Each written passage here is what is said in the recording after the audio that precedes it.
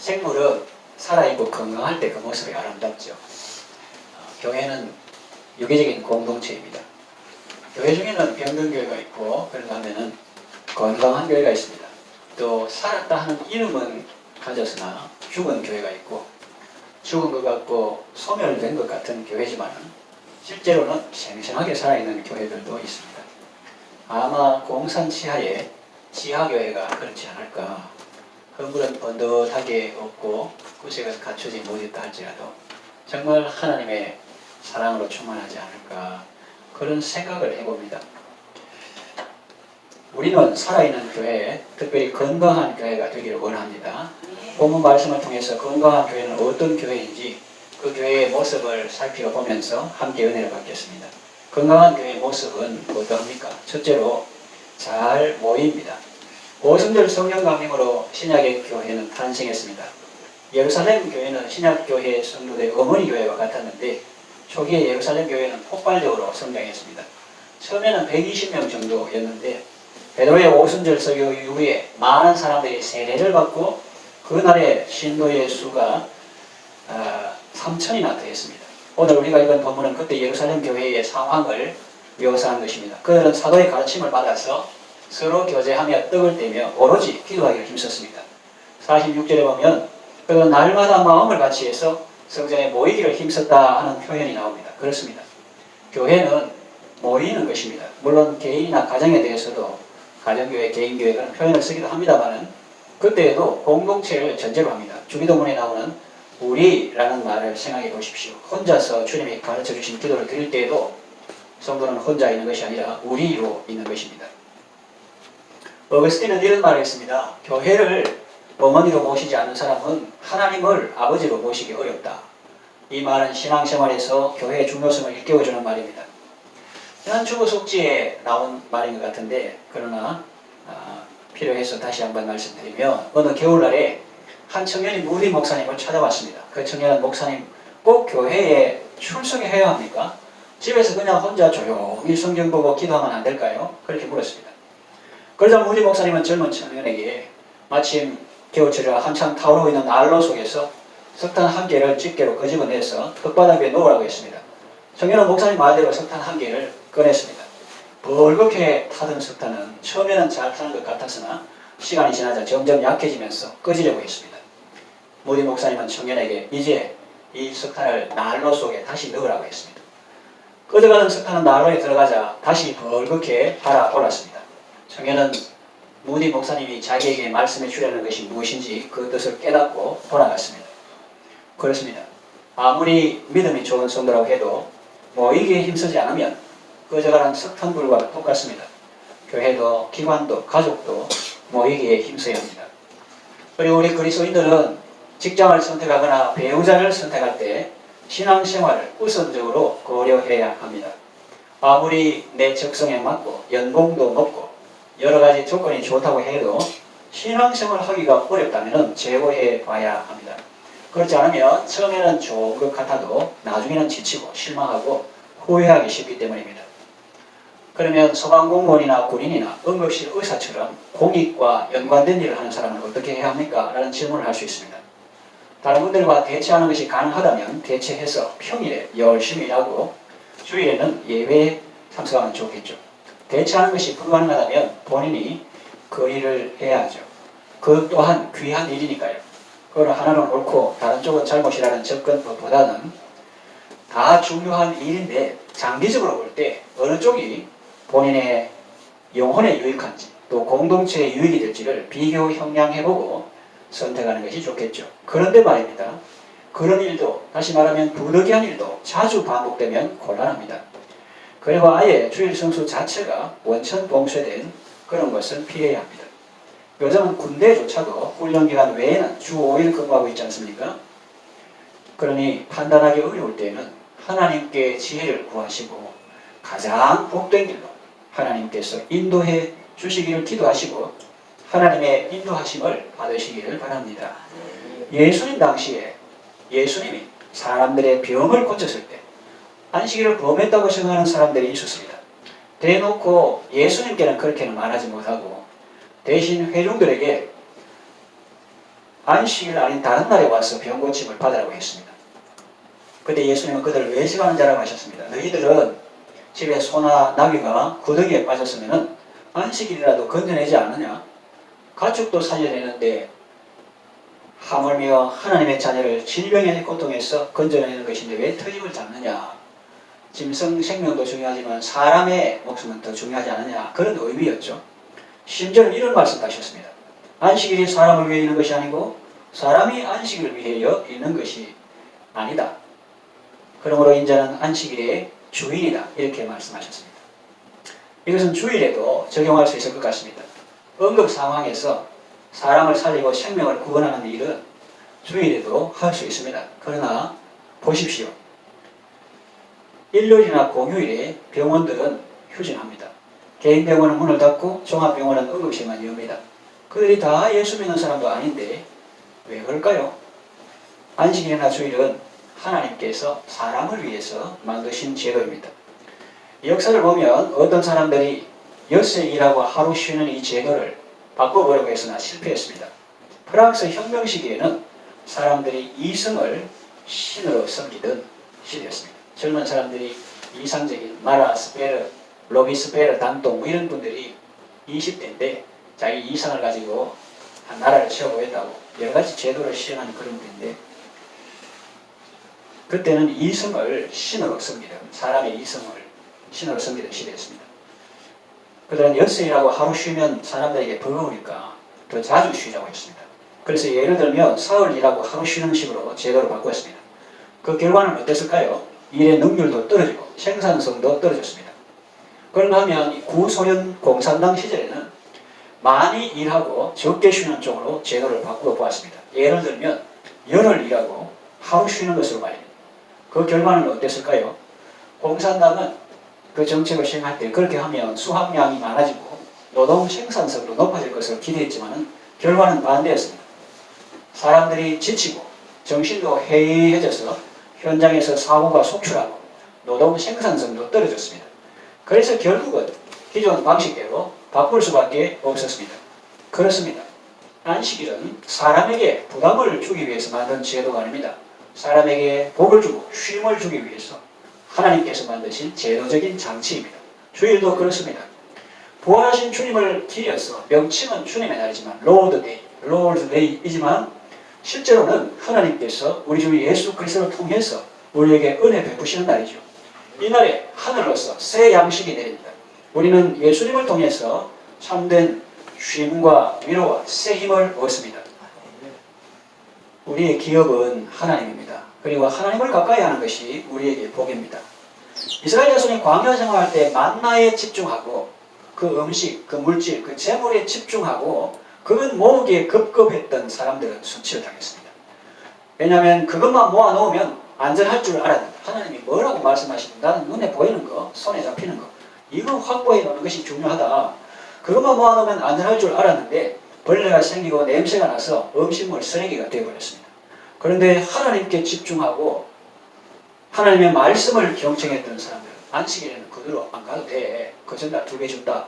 하나님의 말씀을 집중했고 경청했던 사람들은 복을 받았고 평안을 누렸습니다. 안식일에 그대로 나가는 수고를 안 해도 되었고 그 전날 이틀분 거두었는데도 벌레도 안 생기고 냄새도 안 났습니다. 여기서 유명한 교훈이 나옵니다. 사람은 떡으로 사는 것이 아니라 하나님의 입에서 나오는 말씀으로 산다. 떡으로 사는 줄 알고 떡만 확보하는데 혈안이 돼가지고 있더니 그것이 벌레 생기고 냄새나가 음식물 처리하기 곤란하다는 거죠.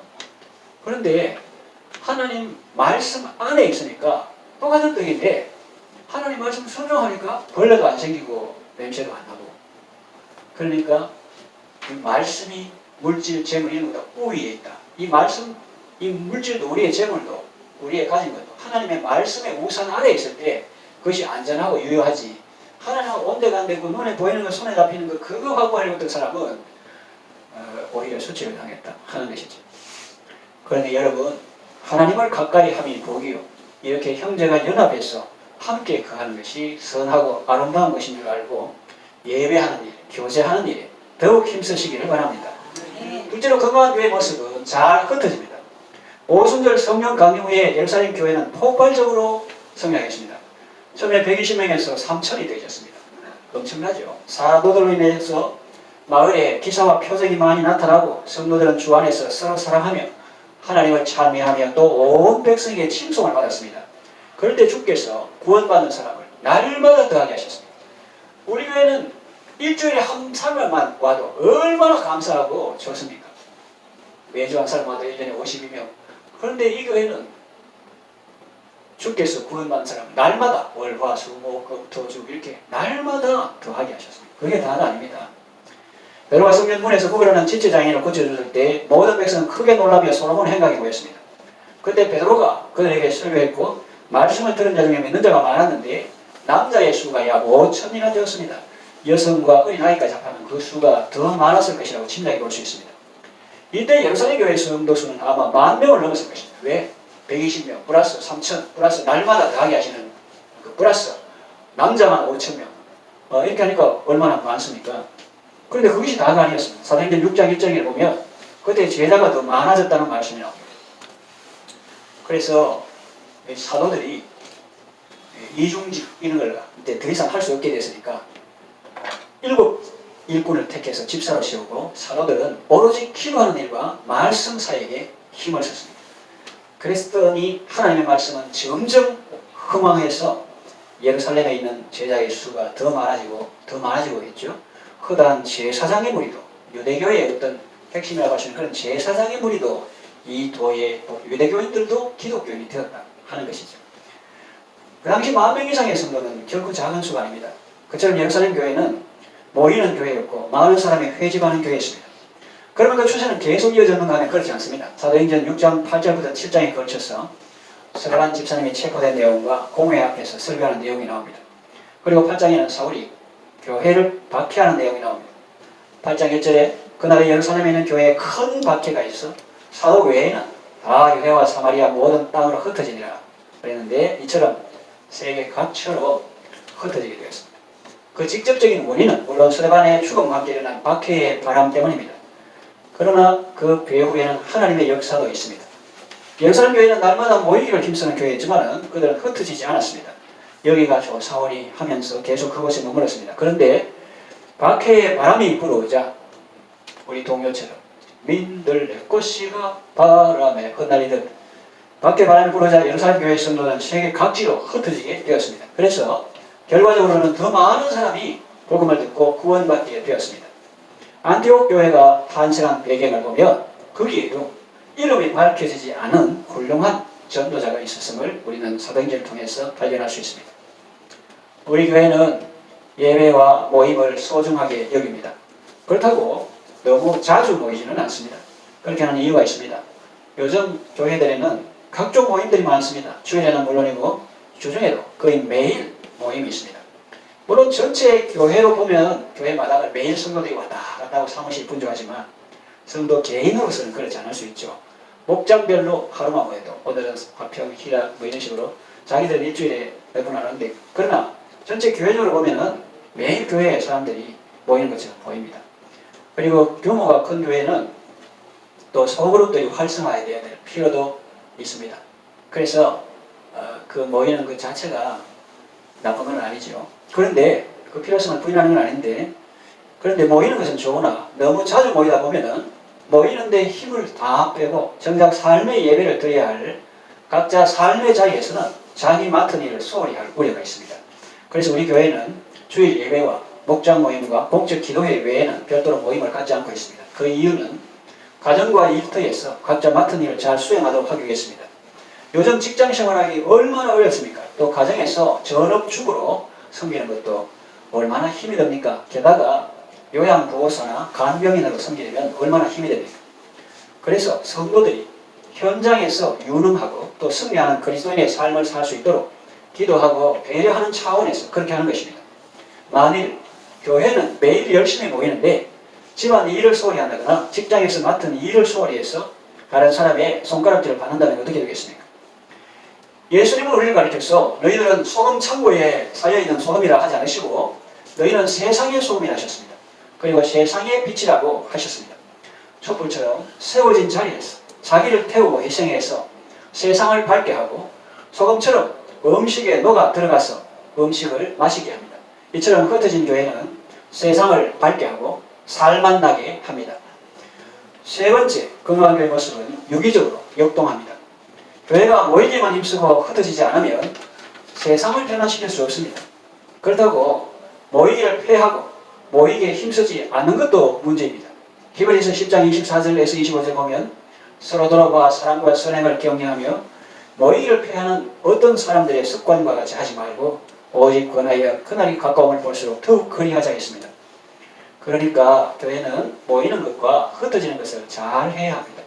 그거는 기계적으로 움직이라는 말이 아닙니다. 로봇처럼 행동하라는 것도 아닙니다. 마치 사람이 숨을 쉴 때 호하고 흡하는 것처럼 내뱉으로 빨아들여서 공기를 들이마시고 내뱉듯이 모이고 흩어지는 것이 자연스럽게 이루어져야 한다는 것입니다. 그래야 사는 거죠. 위내시경 검사할 때 마취 안 하고 할 때 숨 가늘게 들이쉬는 것이 얼마나 중요한가? 또 내뱉는 것이 얼마나 중요한가? 지금이라도 우리가 당장 실현해 볼 수 있습니다. 이렇게 내쉬고 계속 내쉬고 하면 힘들어 뭐합니다. 내쉬면 또 흡해야 됩니다. 그럼 계속 흡해야 하면 그것도 안 곤란한 거예요. 흡할 수가 없습니다. 그러면 또 내뱉을 호흡 해야 합니다. 그래서 이 사람은 내뱉고 빨아들이고 내뱉고 빨아들이고 하면서 사는 거죠. 노폐물이 다 빠져나가고 신선한 산소를 받고 이렇게 하는 것처럼 우리의 영혼은 흩어져가 일하면 좋은 점도 있지만 힘이 많이 빠지잖아요. 영적으로 달리고 막 공급. 그러니까 이제 흩어져 열심히 일하다가 또다시 주의 보좌 앞에 모여서 예배하고 찬양하고 서로 교제하고 축복하고 격려하고 은혜 받고 이렇게 해야 되고 또 계속 그것만 하면 또 곤란하니까 또 이렇게 흩어져서 운동도 하고 성김도 하고 봉사도 하고 그렇게 하면서 이렇게 숨 쉬듯이 그렇게 자연스럽게 그렇게 하면서 살도록 그렇게 되어 있습니다. 그럴 때 우리가 모이고 흩어지는 일을 할 때 하나님께서 우리의 생명을 붙들어 주시고 하나님께서 우리의 생명을 움직이게 하시고 교회가 건강하게 세워지게 하십니다. 우리가 교회당에서 다 함께 모여 예배하는 이런 공적인 의식의 예배를 마치면 이제 각자 삶의 자리에 돌아가 삶의 예배를 드립니다. 그때 우리는 흩어진 교회가 되죠. 가정으로, 일터로, 학교로, 병원으로, 회사로 각각 흩어집니다. 그곳에서 일하며 공부하며 우리의 삶으로 예배를 드리는 거죠. 그것은 귀한 일입니다. 그러나 계속 그렇게만 일하면 계속 병원에 학교에 계속 살고 일터에 계속 그러고 그렇게 하면 우리의 영혼은 지칠 수 있습니다. 병들 수 있습니다. 그래서 성도는 예배를 사모하게 되고 모임을 그리워하게 되고 성도의 교제가 그리워지는 것입니다. 구약 성경 시편에 나오는 성전에 올라가는 노래들 속에는 이런 마음들이 잘 녹아 있습니다. 그게 성전에 올라간다는 건 1층에서 2층 올라가는 그런 개념이 아니고 이스라엘 전국 방방곡곡에서 중앙성소 있는 그곳을 향해서 산 넘고 물 건너 몇 날 며칠을 갈 때 성소를 저기 있는 쪽을 향해서 바라보면서 부르던 신앙의 노래가 바로 성전에 올라가는 노래인데 하나님을 사모하는 마음들이 잘 녹아 있습니다. 시편 122편 1절에 사람이 내게 말하기를 여호와의 집에 올라가자 할 때 내가 기뻐했도다. 시편 42편 1절에서 3절 하나님의 사슴이 시냇물을 찾기에 갈급한 같이 내 영혼이 주를 찾기에 갈급합니다. 내 영혼이 하나님과 살아계시는 하나님을 갈망하니 내가 어느 때 나가서 하나님의 얼굴을 배울까? 사람들이 종일 내게 하는 말이 있는데 하나님이 어디 있느냐 하니 내 눈물이 주야로 내 음식이 되었도다 그랬어요. 그래서 이 차 가지고 계신 분이 있는데 이 기름이 떨어지면 주유소에서 기름을 가득 채웁니다. 풀로 채워주세요. 가득 채워주세요 이렇게 합니다. 그래가 기름을 가득 채우고 이제 열심히 달리죠. 그 차는. 그 차 타고 교회 갈 때도 그 차 타고 일터에 갈 때도 그 차 타고 출퇴근하고 먼 곳에 저 강원도나 경기도나 멀리 있는 친척집에 갈 때도 그 차를 타고 가고 시골에 있는 밭에 일하러 갈 때도 그 차를 타고 갑니다. 그처럼 그 차는 열심히 달립니다. 계속 그럴 수 있느냐? 계속 그렇게 못해요. 그러다 보면 연료계에 바닥이 보이고 이제 그 연료계에 퓨얼, 그 연료계에 노란 불이 들어옵니다. 그거는 흉전이 필요하다 혹은 급유가 필요하다 그런 신호죠. 그 신호를 무시하고 계속 달리면 어떻게 됩니까? 차가 길 위에서 멈출 수 있습니다. 우리 영혼도 그렇습니다. 각자 삶의 자리로 흩어져서 열심히 섬기는 것도 좋지만 또 주의 전에 함께 모여서 예배하고 교제하며 은혜를 충만하게 받는 것도 꼭 필요합니다. 우리가 모이고 흩어지는 것도 이처럼 자연스럽게 이루어져야 합니다. 여성은 일터에서 열심히 일하고 주일에는 교회에 와서 예배하고 주님 안에서 참된 쉼과 위로와 쓰임을 얻는 이것이 그리스도인의 삶의 리듬입니다. 혹자는 어떤 사람은 자기에게는 일터가 곧 예배의 현장이며 일터가 곧 선교의 현장이다. 그렇게 말합니다. 옳은 말입니다. 그 말이 무슨 뜻인지도 알겠습니다. 그러나 그 말이 회집 예배의 필요성을 부정하는 말은 아닐 것입니다. 그처럼 정말로 삶의 자리에서 매일 삶의 예배의 삶을 살려면 더욱 하나님께 가까이 나가고 더욱 은혜를 많이 받아야 하겠죠. 이 말씀을 정리합니다. 우리 교회 공동체 고백에 이런 내용이 있습니다. 전에는 주보 앞장에 냈는데 지금은 뭐 속으로 숙지하고 내지는 않았는데 그 공동체 교회 고백에 이런 내용이 있습니다. 우리는 세상에서 부름받은 하나님의 백성입니다. 또한 세상으로 보냄받은 그리스도의 제자입니다. 하고 쭉 나오는데 5개 그 인물을 넣어서 공동체 고백이 있는데 그 두 번째를 방금 말씀드렸는데 세상에서 부름받은 하나님의 백성 이것을 에클레시아 이렇게 합니다. 헬라어로 에크는 바깥이라는 거죠. 에크. 그러면 클레시아 하는 거는 콜 이렇게 하면 됩니다. 콜 택시 부르다 이거예요. 바깥으로 부른다 이거예요. 그 죄악 세상에 있는데 소돔 고모라 같은 데 있는데 이렇게 불러낸 죄악 세상에서 불러낸 이걸 에클레시아 세상에서 부름받은 하나님의 백성.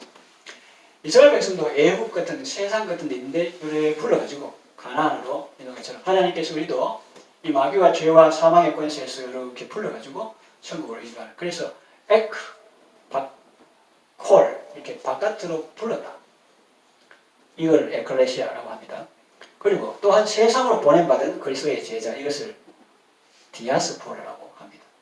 그래서 우리 풀어냈는데 이 사람이 계속 고마 있는 게 아니고 하나님께서 베드로 서신에 말한 것 같이 흩어진 나그네 민들레 꽃이가 바람에 흩날려 겨울에 봄에 가면 잘 날아갑니다. 그래. 솜털처럼 해가지고. 그런 것처럼 하나님께서 세계 열방을 주의 복음을 전하기 위해서 이렇게 우리의 신분은 흩어진 나그네죠. 제가 예수님 아니면 뭐 창원이나 청주 뭐 이런 데 가볼 일이 있겠습니까? 근데 그 하나님께서 이렇게 흩으시니까 청주에서도 2년 있고 함안에서도 한 8년 있고 창원 소개동에서 있다가 또 동해동에 있고 이렇게 여러분들도 마찬가지로 흩어져 가지고 이렇게 하는 것은 한 사람이라도 더 그를 통해서 구원받게 하시려고 그렇게 하시는 것이고 또 정착 세상에 안주하지 않고 우리의 신분은 나그네인 줄 알고 늘 하늘을 바라보며 천국을 사모하며 겉으로는 이 땅을 밟고 있는 땅에 속한 땅에 살지만은 우리의 소속은 하늘임을 알고 그래서 흩어진 나그네 그걸 이제 유대인들이 세계 흩어진 이걸 디아스포라는 것처럼 우리 성도들도 하나님께서 이렇게 각지 학교에 병원에 일터에 이렇게 다 흩어놓고 그래서 우리가 세상에서 부름받은 하나님의 백성 할 때 그런 교회의 의미는 에클레시아 이렇게 구원했다 밖으로 불러냈다 이런 뜻이고 그러면 세상으로 보냄받은 그리스도의 제자를 할 때는 디아스포라 이렇게 합니다. 그래서 이 건강한 교회는 에클레시아의 모습과 디아스포라의 모습이 있는데 이 두 가지 모습은 분리된 별개가 아니라 서로 유기적으로 역동하여 하나님의 생명을 왕성하게 하는 역할을 하는 것입니다. 이 성경을 보면은 그 에클레시아 모여가지고 찬양하고 기도하고 서로 교제하며 떡을 떼며 뭐 이런 모습도 있고 디아스포라 흩어져가지고 이게 마치 아까 호흡하는 것처럼 이거는 한 가지만 하면 죽습니다. 1분 이상 그렇게 하면은 10분 그렇게 하면은 한 가지만 하면은 돌아가실 수도 있어요. 그래서 그런 걸 통해서 우리는 계속 주일 속에서 기름 넣어가지고 또 하고 또 하는 것처럼 계속 하나님으로부터 공급받고 그것만 계속 하면 안 되니까 흩어져서 섬김, 사랑, 전도, 봉사 이런 걸 하고 그럼 또 근육도 체질도 개선되고 또 계속 그것만 하면 힘드니까 또 주님 앞에서 나가서 은혜 받고 또 계속 그것만 하고 있으면은 그 머리 위만 살아가지고 밑에 열매가 없으니까 또 나가서 열심히 생활해서 전도하고 이렇게 함으로써 우리가 살아가고 또 성경에도 그런 모습을 볼 수 있습니다. 그래서 우리 시대에 우리 창원 실험교회는 하나님 앞에서 죽은 교회가 아니라 살아있는 교회가 되고 특별히 건강한 교회의 모습으로 세워져 가기를 예수님의 이름으로 축원합니다.